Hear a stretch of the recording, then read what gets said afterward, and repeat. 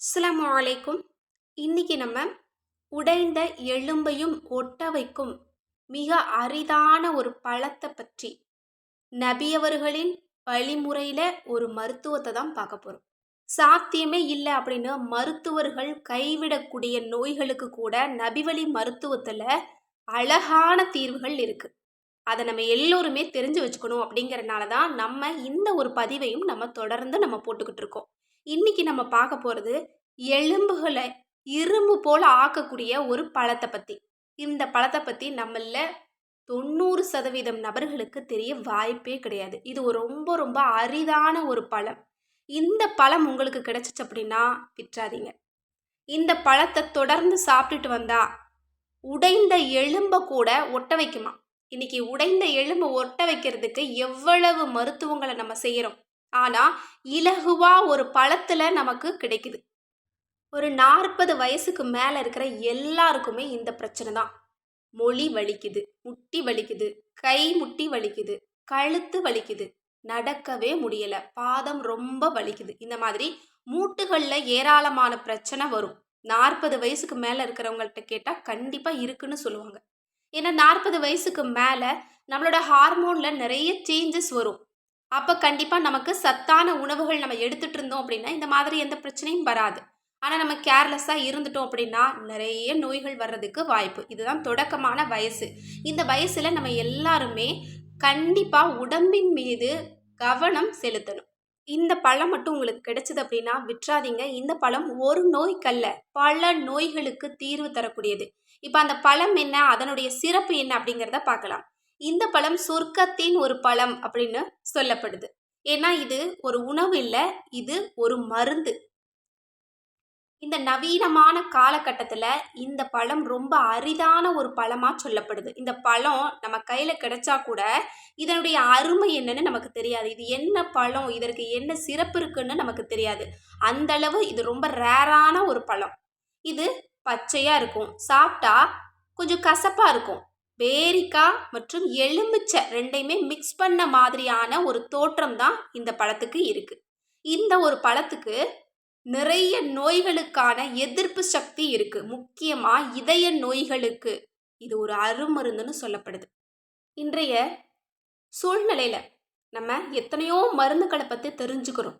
பலவிதமான சிகிச்சைகள் இப்ப வந்துருச்சு. மருந்துக்கள்ல ஏராளமான வகைகள், ஏராளமான மருத்துவங்கள் வந்தாச்சு. ஆனா நபி மொழியில மறைச்சு இருக்கக்கூடிய அந்த ரகசியத்தை மட்டும் தோண்ட ஆரம்பிச்சோம் அப்படின்னா ஒரு நோய் கூட இருக்காது, ஒரு ஹாஸ்பிட்டல் கூட இருக்காது. அந்த அளவு நம்ம குணப்படுத்திக்க முடியும். நம்மளை நாமளே குணப்படுத்திக்க முடியும் இயற்கையான வழிமுறையில. அந்த மாதிரியான ஒரு விஷயம்தான் இந்த ஒரு அரிதான ஒரு பழம்.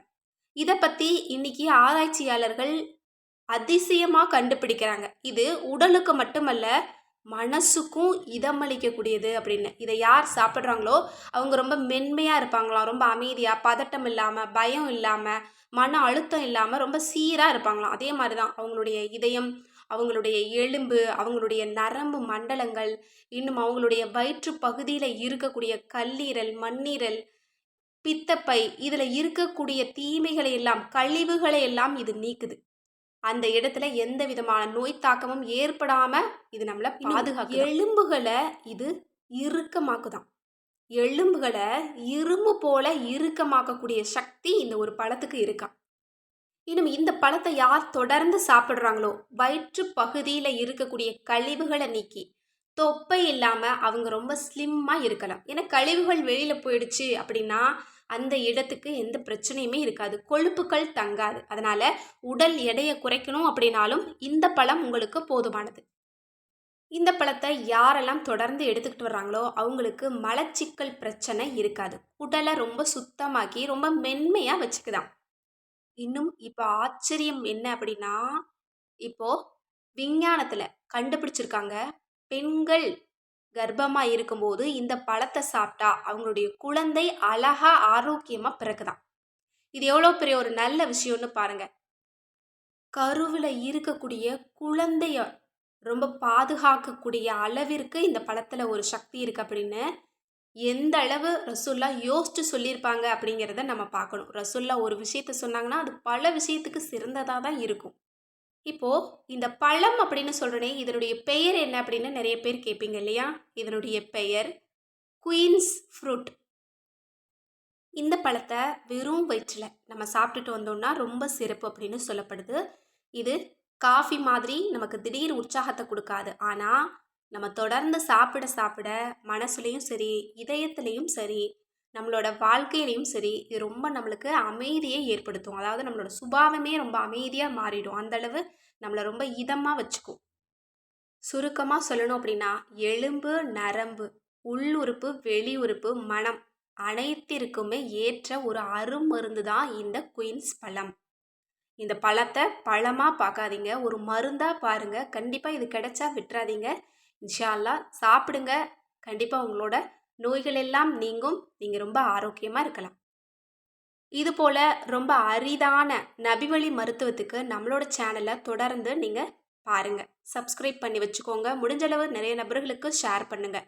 நபிவழி மருத்துவத்தில் இல்லாத தீர்வே கிடையாது. உங்களோட நோய்க்கும் இதில் கண்டிப்பாக தீர்வு இருக்கும். உங்களுக்கு எந்த நோயை பற்றி தெரிஞ்சுக்கணும், நபிவழி மருத்துவம் மூலமாக நீங்கள் அதை சரி பண்ணணும்னு நினச்சாலும் அதை கமெண்ட்ஸில் மறக்காமல் எழுதுங்க. அஸ்ஸலாமு அலைக்கும் ரஹ்மத்துல்லாஹி வபரகாத்துஹு.